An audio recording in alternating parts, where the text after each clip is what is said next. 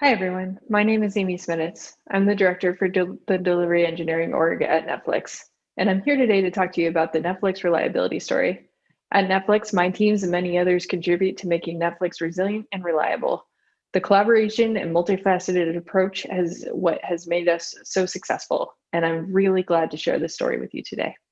So the end result of our reliability journey can be super overwhelming. So I find it helpful to look at our history so you can see the progression of our reliability efforts. I'm going to talk a ton about tools, but defining the problem is a lot more important than actually finding or building a tool. In fact, tools can be really distracting. If you start with a tool and then go seek problems to solve with it, you're going to miss out on some of the most important and impactful opportunities. So while I'll go into some detail on some of our tools and what we've decided to build or use, I encourage you to think more about the problems that you need to solve and how you could use similar methodology to solve them. Last, many teams have been involved in reliability efforts, but I'll be focused on centralized efforts from platform engineering teams, including resilience engineering, demand engineering, insights engineering, and a lot of this has originated and continues to be perpetuated by the core engineering team. So let's go ahead and get started. The dreaded error page. Isn't this the worst? Whether you're a customer or if you're seeing this as an engineer that's been woken up in the middle of the night, no one likes to see this page. We want to avoid this. We know things are going to go wrong, but we want to be resilient when they do. We're not trying to drive out any failure. We're trying to drive resiliency practices so things keep working even if there are problems. So let's start with a big new problem that we had to tackle in 2010 when we started our move to AWS. The move to AWS was a huge change. It introduced all sorts of additional complexity, and most of our engineering teams had no experience working in the cloud. This was 2010 after all. So we really needed to start thinking about how to architect things differently. The most pressing issue at the time was that EC2 instances would disappear without warning. This was a completely new problem that we hadn't experienced before. So we came up with the idea to build a chaos monkey. Chaos monkey, even today, randomly terminates instances and now containers. It exposes engineers to this kind of failure more frequently, which incentivizes them to build services that are resilient to this kind of failure. And Chaos monkeys opt out, so everyone is exposed to it unless they have a really good reason not to be. And so Chaos Monkey was our first step into chaos engineering, and it taught us a lot about the value of experimenting with these kinds of things in production. So before long, Netflix started to look like this. Engineers were seeing the value of moving from monoliths to microservices because they were able to move much more quickly. But it also presented a whole bunch of more challenges. So as our distributed system grew more complex, new problems also emerged. In the same way as Chaos Monkey, we created a tool called Simian Army. Simian Army had additional failure injection modes, and it allowed for testing a whole bunch of extra failure states. So we grow, over time, we were able to grow resilience to those kinds of failures as well as EC2 instances disappearing. Then Christmas 2012 happened. Amazon had a huge ELB outage in the US East region, and it lasted 7 hours. So we had 7 hours of downtime in Netflix. And most importantly, the outage caused families everywhere to have to talk to each other during what for many is the biggest holiday of the year. So not a good situation. Next, we created Simian Army. Simian Army allowed us to have multiple failure injection modes in addition to Chaos Monkey. And it allowed us to build resilience to those kinds of failures. However, Simian Army was a blunt tool. It was great to start with random failures, but the unpredictable nature became a hazard that caused engineers to opt out of this kind of tool. They wanted more sophisticated tools in a more controlled environment. I'm not 100% sure when these principles were written, but it was really our first step from random chaos to the sophisticated chaos that engineers wanted.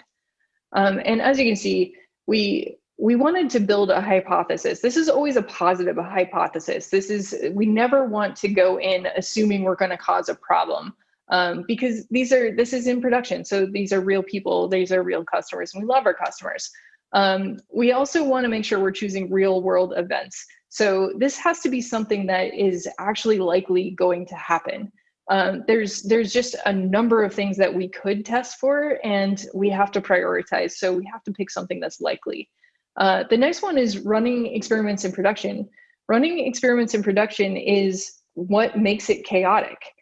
You can run these kind of experiments in other environments, but you're not going to get the same results.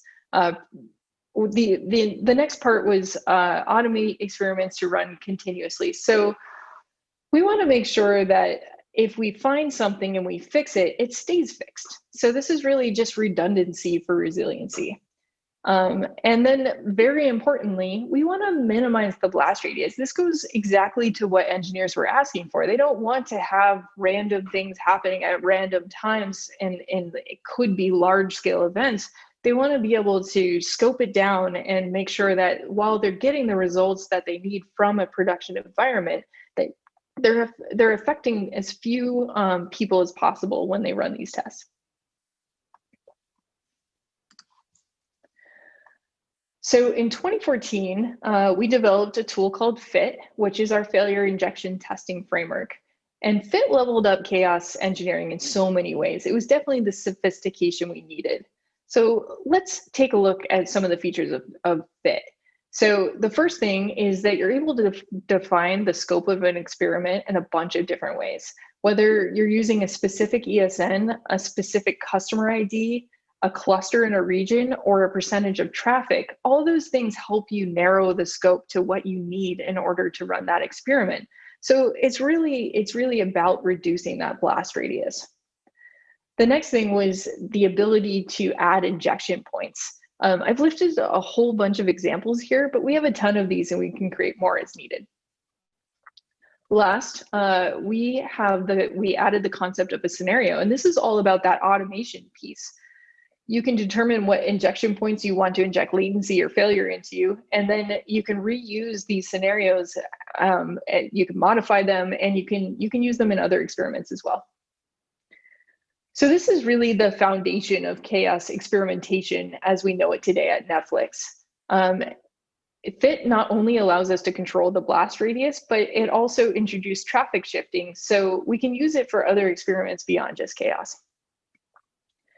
The next tool in the chaos journey is the chaos automation platform known as CHAP. CHAP utilizes FIT to allow service owners to run a number of experiments, including tests for resiliency to downstream service failures, that fallbacks behave as expected, that we can test for systematic weaknesses, and that our software changes are safe. So using CHAP, we were able to create the next advancement in our chaos experiments, which was the sticky experiment. So here we can see an illustration of our infrastructure. We have members and their devices on the left. Their requests are entering our backend system through the edge gateway, and then they propagate through layers of microservices. So let's imagine we want to evaluate a code change for service B. And we'd like to measure what the effect of the change will be on our end members and see exactly, and this is exactly what the sticky experiment can do for us.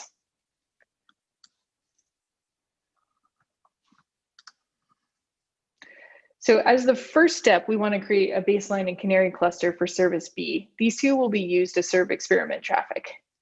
So again, we'll start by allocating a set of our users to the experiment, and we'll also start tagging those requests with headers that declare that the experiment request is either part of that baseline or the Canary population. As the requests are propagating through the microservices, if they reach service B, they'll be rerouted to the experiment cluster. This way we achieve that stickiness effect. The users cannot escape the experiment, and their requests will always be rerouted properly, even if they retry or resend that request.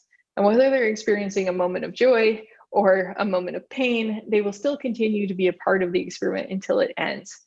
This provides that strong signal, and because we record and monitor whether the users are successfully start playing their content, we can measure the effect of the change on the population. The chaos experiment is just a slight variation of the sticky Canary experiment. We also have a dedicated population of users, and for the request tagged as Canary, they get treated with some kind of fault injection scenario. In this case, the chaos is scoped to the Canary cluster. No other requests are going to be affected, And so this is a direct answer to that more controlled chaos engineering. We're still trying to give our users a way to perform chaos to make sure that they are resilient to various failure modes, but with much more control and the ability to automate so they can effectively have regression testing for resiliency. That way, if they introduce a change that breaks the resiliency to the failure mode, they know that they'll know about it before it becomes an incident that affects many customers. But how will we know? We're experimenting with real people. And just because our hypothesis is always positive, experiments fail often, which is why it's important to continuously test. So even if a small number of people in our experiment, we want to make sure that we're not causing problems for too long. So what we do is we use a real-time analytics platform called Mantis in conjunction with our chaos automation platform. Mantis is an open source stream processor that allows us to get real-time operational insights. And so we can use this to measure metrics from the baseline and the experiment clusters.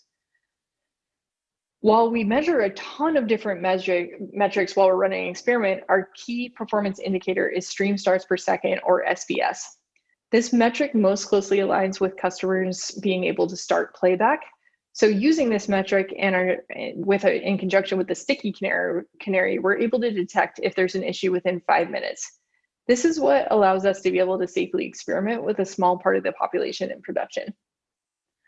So if SBS for the experiment cluster deviates from the baseline cluster, we can automatically detect the problem quickly, and CHAP will automatically stop the experiment. In addition to real-time metrics, we also run a full analysis using our Canary analysis platform, Kayenta, at the end of the experiment, so that service owners get all the additional information about their service and how their service fared during the experiment. Kayenta allows us to run standard metrics plus anything else the service owner wants to keep an eye on, including metrics that are specific to their app. Our most recent advancement in chaos experiments is the ability to run unscoped chaos. Imagine that we have a service that is a dependency of many of our services. What would happen if this service had a widespread outage impacting all its upstream dependency? That's exactly what we're trying to measure with an unscoped chaos test, and that's what this test will do for us. So we're still using sticky customers, but we don't need to allocate extra clusters. And instead of scoping the failures to a Canary cluster for service B, we just want to make sure that all the calls to service B coming from the Canary population will fail. And as the calls are failing, we are tracking the customers in the experiment, and that way we can measure how the service outage is impacting them, many layers above the actual injection of their devices. So while we're still limiting the blast radius, we have the additional benefit of experimenting with dependencies. So while the resilience team was working on creating experiments using CHAP, the demand team was trying to figure out how they could measure an entire region to figure out how much of this SBS could a region take. We basically wanted to figure out, like, what is our scale? What is our maximum scale? So we started doing scale exercise in 2019. It started as a game day to see how much pressure the Netflix app could take, but we found that the information provided so useful, it's now done on a regular basis. Using a similar technique that we do for regional failovers, we slowly shift traffic from 2 of our regions into the 3rd until we can start to see some instability. This allows us to stress a single region, which we can extrapolate to tell us how many streams we can sustain across all 3 regions. This de-risks the fear that we were unable to scale for expected long-term growth or unexpected growth spurts such as COVID-19. Of course, no one would have predicted a global event like this, but our regional scale effort was aimed to learn about how our ecosystem would respond to sudden growth. And since we practiced it in production as a chaos experiment, not as a simulation, we had real world numbers that we were confident we could scale to. So even though we saw a massive increase in usage, we knew what our systems were capable of scaling, which helped us avoid major panic at a time when everybody was panicking. So this ended up being a chaos exercise that did much more for us than what we were expecting. So at this point, most engineers realize that one of the first steps towards reliability is being able to get operational insights into your production environment. Much of what I've already talked about today wouldn't have been possible without observability. But even monitors logging and alerting can be improved to provide operators smarter information more quickly. That's where Telltale comes in. Telltale combines a variety of data sources to create a holistic view of the application's health. And it improves metrics by reducing the noise and showing only the relevant data from the application, plus that of upstream and downstream services. The UI uses colors to indicate severity so that people can figure out what's going on really quickly. And we also try to highlight interesting border events like the regional failovers or the regional scales, nearby deployments, things like that. And this information can be really helpful when you're trying to figure out what is impacting your application's health, especially during an incident when you're frustrated, you're nervous, and you just need to get the information in one place very quickly. Telltale has some other really great features, such as creating a snapshot that has references to the unhealthy signals when an alert is triggered. And then as new information arrives, it's added to that snapshot, keeping all the relevant information about an incident together. This can be useful in post-incident reviews. So just a quick recap, most of what we have built is based on having a variety of data sources at our disposal, having appropriate monitoring, alerting, logging, and data science to help us harness those insights from these sources is essential to building up reliability. Proactive reliability methods like chaos engineering and experimentation, regional scale exercises, all these things help us avoid problems by experimenting with our systems in controlled environments. It helps us learn about our systems in safe ways so we can find weaknesses before they're triggered in production for our customers. And then no amount of proactive reliability methods are going to save you from all production incidents. So it's important to also invest in reactive reliability methods like regional failovers, incident management, and Telltale to help us quickly recover when something does go wrong. Thank you. That's it. Thanks for sticking with me. I hope everyone is safe and sound. I do love to talk resilience with folks, so please reach out to me if you want to connect. You can reach me at aceminutes@netflix.com, on LinkedIn, or by DM on Twitter.